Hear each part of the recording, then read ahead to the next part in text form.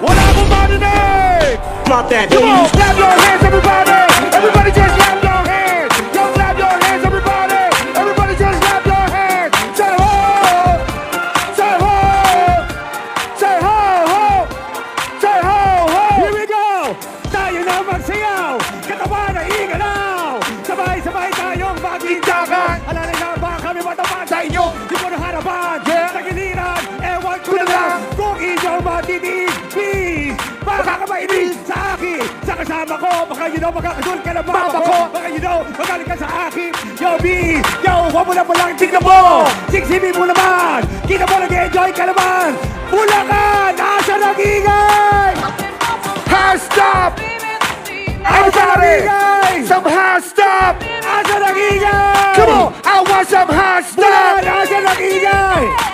Sa pinakamaingay, meron akong ibibigay! Come on!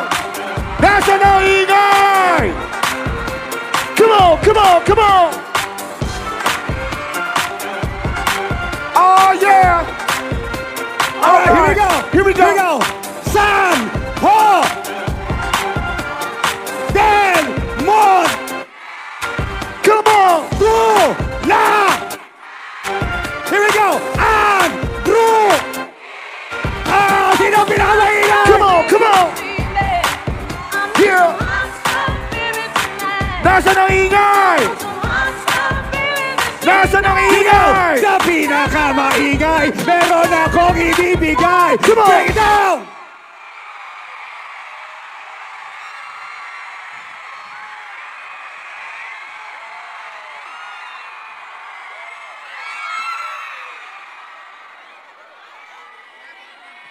Magandang hapon, San Jose del Monte, Bulacan. Ngayong araw na ito, akin pong nasaksihan, akin pong napagmasdan na ang mga Bulakenyo sinamahan ang 12 alyansa sa init ng araw. Kaya, bilang sukli, ang 12 alyansa kailanman hindi kayo iiwan sa patak ng ulan. Kaya, pag sinabi kong 12, sabihin nyo, alyansa, 12. Pag sinabi kong para sa, sabihin nyo, kaunlaran, para sa, 12,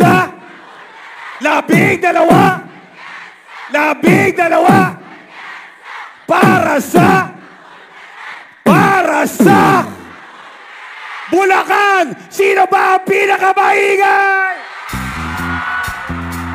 Come on now! Sino ang pinakamaingay? Parang ito ang pinakamaingay? O ito ang pinakamaingay? Ano ang pinakamaingay? Here we go! Oh! 12! 12!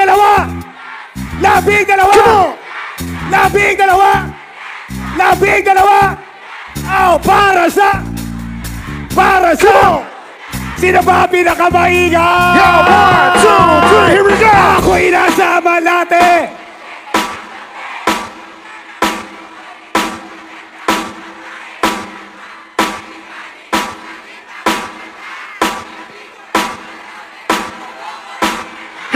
Bumanan sa'kin ang bimoko niya, bimoko nun. Nagtuturo na siya, hindi pa kami on. Upang si mahalata, siya ay nagpayabang. Nagmiminisitwa, daw siya sa alabang. Ako ay umakbay, Mahigpit na, naglalaway sa banda niya. hapit na. Nang ako'y makaliga, di ko siya matagpuan. Sa pinakamaingay to'y ibibigay ko dyan. When the night, alright, let's go baby. Oh yeah, at di na tayong Hindi ihilaw. ko marinig. O madalas lumalaban. Ako para titigigil. Come on, Here we go. Sa Cafe Adriatico ako ay inaya. Yeah. Inom daw kami at siya ang taya. Kaya kaming dalaway uminom ng beer. Inangat niya ang baso at sabi niya sa akin, cheers. di ko alam ay meron siyang inilagay. Ako'y bigla nahilo, nawala ng aking balay. Nang ako'y magising, aking napansin pangalan ng motel. Come on! Kaya sabi ko na ko, i-split na ako. Pag nabok ko ng girlfriend ko, mahirap to. Wala sa isip ko ang kanyang maiwan. Pag kayo ang maingay, ito'y ibibigay ko dyan. Come on! When the night, alright, let's come, baby. Oh yeah, at di na tayang Hindi ko marinig O madalas, lumalabas. Now take it to the top. Oh, darling.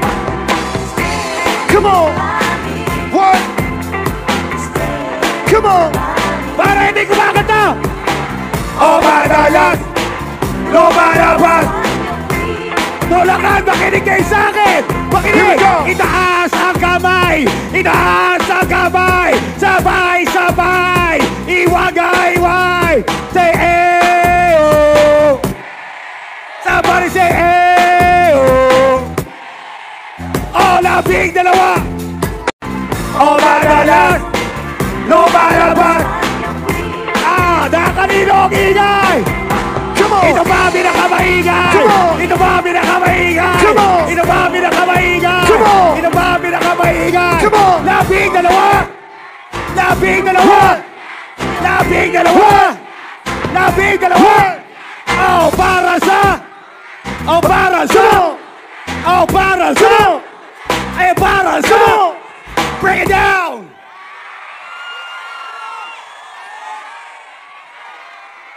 Oh, aking Bulacan, ang labing dalawang alyansa. Hindi kayo pababayaan. Sino ang pinakamaingay? Thank you! God bless Bulacan! Muli, maraming salamat po, Andrew E.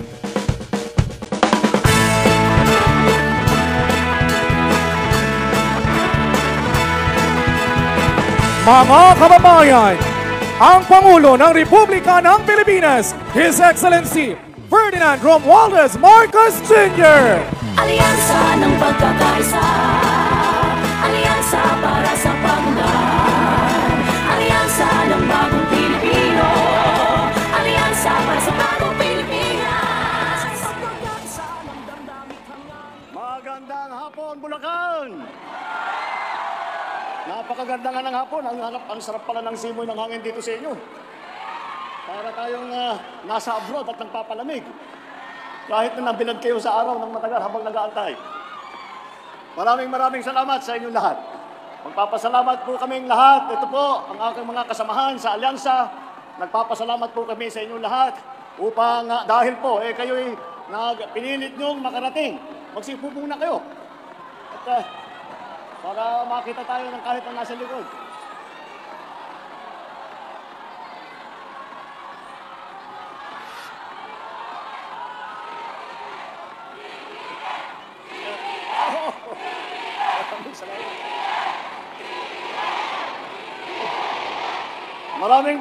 Maraming salamat.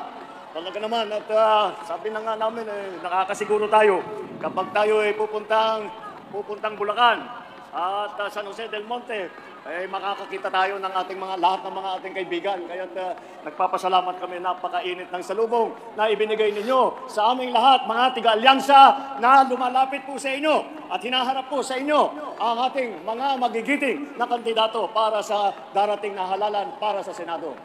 Alam niyo po, ako po ay nandito po, hindi malakas po ang loob ko na iharap sa inyo ang ating mga kandidato.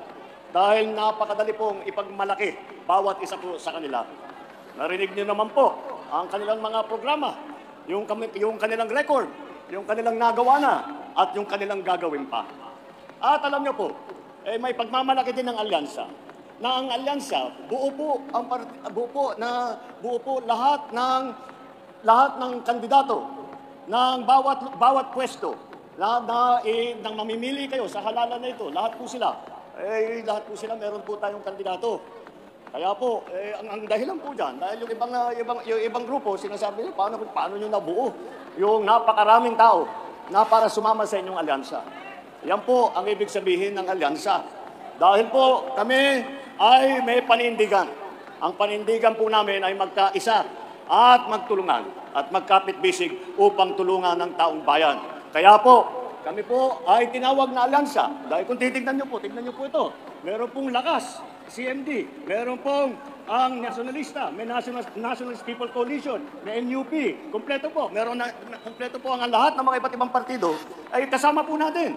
Dahil po, isinantabi na muna namin ang aming mga partido para magkaisa, para gawin lahat upang tulungan at pagandahin ang buhay ng bawat Pilipino. Narinig niyo naman po ang kanilang mga talumpati at maliwanag na pagka tinignan po natin ang ating mga kandidato, pag inisa-isa niyo po, ay makikita naman ninyo, di kalidad po itong mga grupo na ito. Talaga, kung ako man, ay iniisip ko, kung ako ay tumatakbo bilang senador sa kabilang partido, ay palagay ko, may nervyosin ako ng konti. At sasabihin, pag ito yung mga kaharap ko, ito yung mga nakatapat sa akin na bilang kandidato ng Senado, mapapaisip po ako dahil masyadong mabibigat ito. Masyadong kilalang marunong, mahusay, matalino, masipag, at pinakamahalaga ay nagmamahal sa taong bayan, nagmamahal po sa Pilipinas.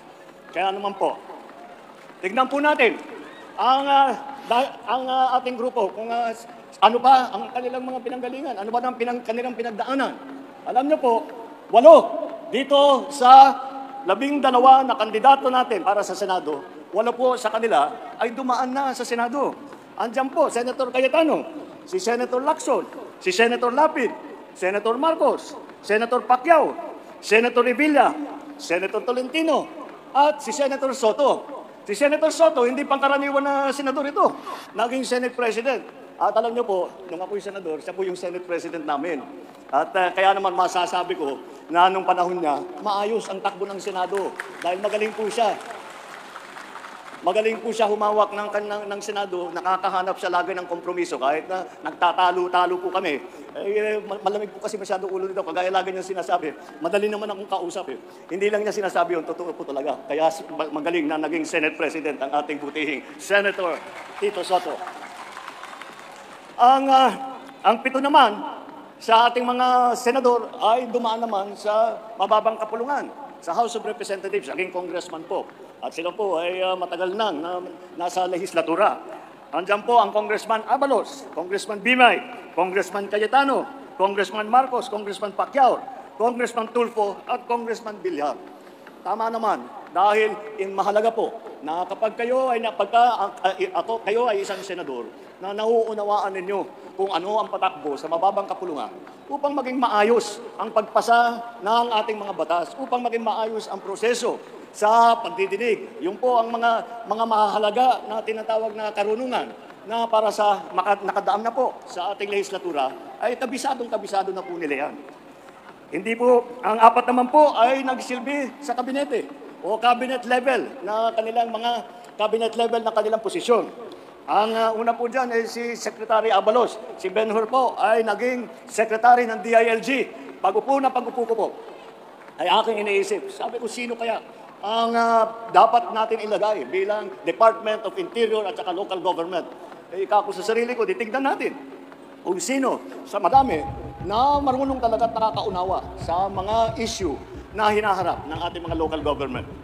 At naisip ko, meron daw, balita ko, may mayor ng Mandaluyong daw na magaling. Kaya nandiyan po, ginawa po nating secretary ng DILG, si Secretary Benhur Abalos. At si Senator Tulfo din, ay siya din po, ay sinabi siya, naisip ko, nung pag-upo ko, iniisip ko, sino ba talaga ang nakilala na walang ginawa, kundi nagsisilbi sa publiko, walang ginawa, kundi tumulong sa mga nangangailangan, walang ginawa, kundi magtrabaho para yung ating mga kababayan na nasa lanta sa mga krisis, yung ating mga kababayan na naghihirap, na namumulubi, sino ba ang magaling tumulong dyan? At kaya po pinili po natin si Secretary Erwin Tulfo na ilinagay po sa DSWD. Andyan din po si Senator Tolentino na dumaan ng MMDA. Alam niyo naman siguro yung MMDA. Yung MMDA, Metro Manila Development Authority. Mahirap po na trabaho yan. Dahil po, pagkakaisa mo, lahat po ng mga iba't ibang lungsod, lahat ng iba't ibang bayan ng Metro Manila, na ipagkakasundo mo lahat yan. At para magagawa ng maayos ang patakbo ng traffic, maayos ang daloy ng traffic, maayos ang law enforcement, maayos lahat ng mga plano para pagandahin ulit ang patakbo ng MMDA. Yan po ang naging trabaho po ni Senator Tolentino. Pero lumampas po siya sa Metro Manila. Dahil di ko po makakalimutan, noong tinamaan ang Region 8, Region 7, Region 6 ng Yolanda, kami po, ako nasa Tacloban po, nag-aantay kami, nagmamakaawa kami sa national government na magpadala ng tulong dahil sa dami ng pangangailangan. At alam niyo po, nagulat na lang po kami. Biglang isang araw, may nagsabi sa amin, nandyan si Chairman Tolentino, dala-dala yung mga heavy equipment ng MMDA. Sila po ang nauna na nakarating. Ganyan po ang serbisyo na binigay po ni Senator Tolentino. Ang isa pa po na humawak ng pagtulong sa pagdaan po ng Yolanda ay si Senator Ping Lacson. Dahil siya ang tinagay na namuno ng Yolanda Rehabilitation Commission. Yung po naman ay nakalampas na yung bagyo, paano patatayuin ang mga bahay, saan natin ilalagay, anong mga natutunan natin na huwag natin maulit para hindi tayo mabaha ulit. Lahat po, plinano po ng Rehabilitation, Yolanda Rehabilitation Commission, plinano po ni Senator Ping Lacson. Pero Senator Ping Lacson, hindi lamang yan ang naging katungkulan yan. Si Senator Lacson, naging hepe ng Philippine National Police. At kung maalala ninyo, ang una niyang sinasabi, ang una niya pong ginawa, pinagsusukat niya yung mga tiyan ng mga pulis. Tinitignan niya kung masyadong mataba, ibig sabihin hindi nagtatrabaho, pinag-jogging niya. Ngayon, wala ka na makita ng malalaking tiyan dahil inayos na po ni Senator Lacson. At nung panahon ni Senator Lacson, yung acceptance, yung approval rating ng PNP, ng mga pulis natin, ay napakataas. Hindi na po naulit yung ganung klaseng rating nung nangyari nung panahon ni Chief PNP, General Lacson. Alam na po nila, makita mo, pagkatitignan nyo po, maliwanag na maliwanag. Alam na po nila ang trabaho sa gobyerno. Alam na lang. Wala na, ito yung mga klaseng tao, mga klaseng nasa sa serbisyo publiko na hindi basta, kung minsan hindi na lang nagsasalita at basta ginagawa na lang ang trabaho. Yan po ang mahalaga. Huwag tayong nakikinig ng mga puro dada ng dada. Dapat ang hinahalal natin ay puro gawa. Pupunta sila sa Senado, hindi upang manggulo, hindi upang magtalunan doon sa kanilang kapwa senador o kung kanino pa. Sila ay nandyan sa Senado upang magkaisa at ipagbuo ang magagandang batas na kinakailangan ng taong bayan. Yan po ang estilo ng ating mga kandidato. At tignan naman po natin local government. Dahil mahalaga po na kahit nang nasa Senado, kailangan po maintindihan ang lagay ng ating mga local government units. Kaya naman po, mabuti naman, meron po tayong 3 rito na naging gobernador ng malaking probinsya. Ang nauna po ang aking kapatid, naging Governor Marcos po ng Ilocos Norte. Si paring Lito Lapid naman, naging governor naman ng Pampanga. Na ngayon, kung makita po ninyo, ang ganda-ganda na po ng Pampanga at talagang bumubulusok ang mga negosyo doon at gumaganda ang trabaho para sa mga tao. Nasimulaan po yan ng butihing Governor Lito Lapid. At siyempre, yung ngayon, ang pangalawang pinakamalaking probinsya ay hinawakan naman po ng Governor Bong Revilla ng Cavite. Yan. Siya po ay nakita po kung nakakatiyak naman ako, marami sa inyo, nakakabisita dun sa kanila sa Cavite. Nakita naman ninyo kung ano yung progreso, anong pag-uunlad ng Cavite. Yan po ay naging trabaho niya mula nung siya ay naging vice-gobernador, naging gobernador, naging senador, patuloy po ang kanyang trabaho. Kaya makita niyo naman, napakaganda ang mga naging matagumpay na proyekto at programa na sinimulan ng ating 3 magaling na gobernador. Meron din tayo mga mayor. Tatlong lungsod na malalaki. Unang-una, si Mayor Benhur Abalos ng Mandaluyong. Yan po ay nung panahon po ni Mayor Abalos, nung panahon ni Mayor Benhor, na mayor siya ng Mandaluyong, marami pong natanggap, pagkikilala, binigyan po siya ng mga aming premyo dahil sa magandang patakbo niya sa city, sa Mandaluyong City. Kaya po makikita naman po ninyo, maliwanag na maliwanag, naiintindihan niya ang patakbo at alam niya ang lagay at ang pangangailangan ng bawat isa. Hindi lamang yung mga malalaki na tao, malalaking negosyo, kung hindi ang bawat kababayan niya sa Mandaluyong, bawat kababayan niya sa Pilipinas. At naging mayor din po si Senator Tolentino, tulad ng mayor ng Tagaytay.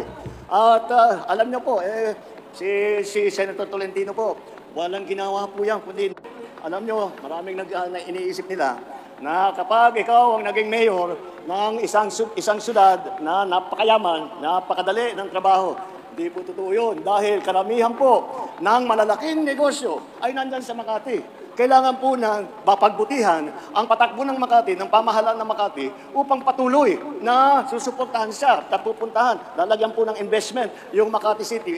Tuloy-tuloy nga naman ang nangyari. Ganun na nga ang nangyari sa Makati City. Tuloy-tuloy ang pagpasok ng mga malalaking negosyo. Tuloy-tuloy ang pagparami ng trabaho. Tuloy-tuloy ang kanilang mga benepisyong natatanggap sa Makati City. Yan po ay ginawa, yan po ay trabaho ng ating Mayor Abby Binay.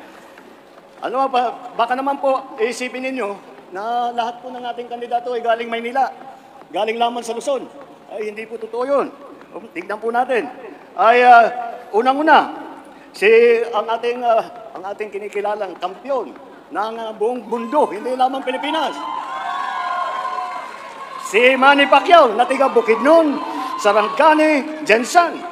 Alam po, nandiyan po siya at nakikita na sumisikat ngayon yung kanilang lugar. Dahil nakikilala, nandiyan, tiga doon pala yung Manny Pacquiao. Tiga doon pala, kaya tignan natin. Ngayon, nakikilala na ang mga pinupuntahan na po, dinadayo na po ang Jensan, ang Sarangani, dahil po pinasikat po ng ating Senator Manny Pacquiao. Andyan din po si Senator Erwin Tulfo. Siya po ay laking Davao at saka Sulu. At siya ay nandun dahil doon po na-destino ang kanyang ama na sinusundan niya at yung aman po niya ay naging bayani po ng ating bansa. At huwag po natin makakalimutan na meron po noon na Senator Vicente Soto, yung unang Senator Soto po. Ang unang Senator Soto po ay sa Cebu naman ang pinanggalingan. Kaya po yung mga ninuno po ni Senator Tito Soto ay siguro siyang lalo na nung kabataan niya, madalas siyang nandun. Kaya siguro naman, alam naman niya uli kung ano ang kalagayan ng ating mga kaibigan sa Visayas. At alam niyo po naman, kami po ni Amy, na aking kapatid, si Senator Amy, ang nanay po namin ay si Imelda. Si Imelda, 100% waray naman po yan. Kaya kalahati po sa amin waray-waray man ini. Kaya makikita po ninyo. Kaya po nasa puso po namin ang aming taga-probinsya, ang aming kaprobinsya, nasa puso na po namin. Ang aming mga kaibigan, sa aming mga kamag-anak doon nanggaling sa Leyte at sa Samar, lahat po ng mga waray-waray. At baka hindi nyo po nalalaman na ang mga ninuno po ni Camille Villar ay mga Ilonggo naman. Kaya naman po, isa po, talaga naman yung batang yan, laging umiikot, laging nagtatanong. Ang ginagawa, iba si Camille, hindi siya masyadong nagtatalumpati.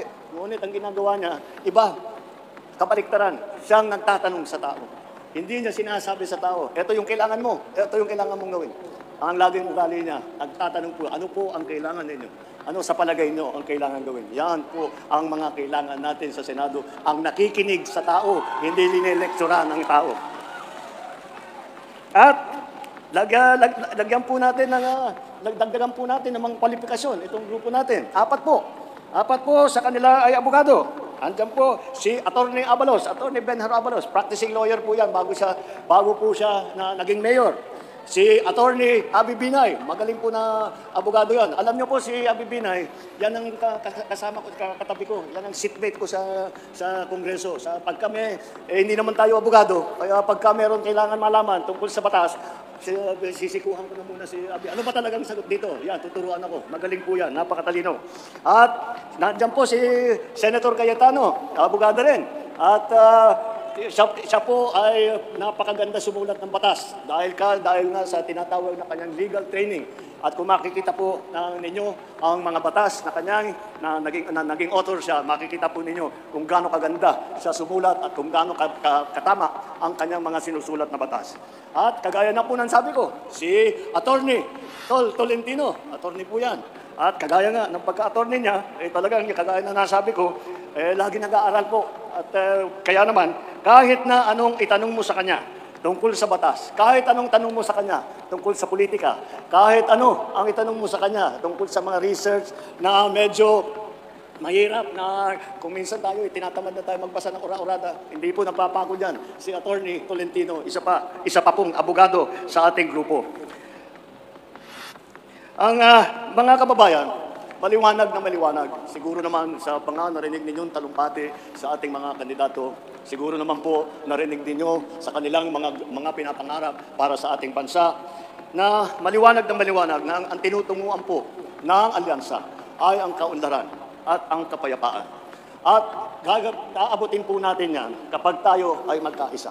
Kaya po, ito po na siguro ay isa sa pinakamagandang halimbawa na ihaharap namin sa taong bayan ng pagkakaisa, nagtutulungan para po makapagserbisyo sa tao. Ang kailangan po natin ay ang mga solusyon, hindi po ang mga maiinit at malalakas na mga masasakit na salita. Ang kailangan po natin ay mga solusyon para sa problema na hinaharap natin. Ang mga kandidato ng alyansa, kasama natin sa pagtataguyod ng interes at kapakanan ng bawat Pilipino. Ipapaglaban natin ang ating soberanya at karapatan sa pamamagitan ng magandang diplomasya at dignidad. Ngunit, wag ho sila kahit sino pong magkamali. Wag nilang aakalain na tayo ay papayag na kunin sa atin na kahit isang isla, kahit isang bato na nasa teritoryo natin. Alamin nila lahat, hindi po tayo papayag at wag tayo susunod sa kagustuhan ng ibang tao, ng ibang bansa. Kahit na maliit lang tayo mga Pilipino, kahit maliit lang ang Pilipinas, palagay ko wala nang kasing tapang sa mga Pilipino. Hindi na sa laban naman kontra sa krimen at sa droga. Ito po ay aming paniniwala. Ay hindi naman po kailangan na pumasok tayo sa kaharasan na maraming nasasaktan, na maraming pinapatay, na libo-libo na Pilipino ay hindi na natin nahanap at nawala na lang bigla. Yan po ay hindi po tama para sa amin yun. May tamang paraan para tiyakin ang kapayapaan at kaayusan. Yun ay sa pamamagitan sa buo na suporta sa ating mga kapulisan, sa ating mga local government units. Dahil sila po ang talagang namamahala na matiyak na maganda ang takbo ng buhay, na ligtas ang ating mga kababayan at hindi sila kailangan mag-alala na sila ay masasaktan, sila ay mananakawan, sila ay papatayin. Sa ekonomiya naman at sa trabaho, hindi natin kailangan umasa sa mga illegal na mga gawain kagaya po ng pogo na ginawang pugad ng pagsasamantala sa ating mga kababaihan, naging pugad ng karahasan. Kaya po tayo binan na po natin yan at hindi po tayo papayag na babalik yan dahil nakita na natin na napakasama ang nangyari sa ating mga kababayan dahil po dyan sa pogo. Ang solusyon po ay hindi sa mga illegal na gawain. Ang solusyon po ay nasa tunay na trabaho, nasa magandang kabuhayan at suporta sa maliliit at sa mga nangangailangan.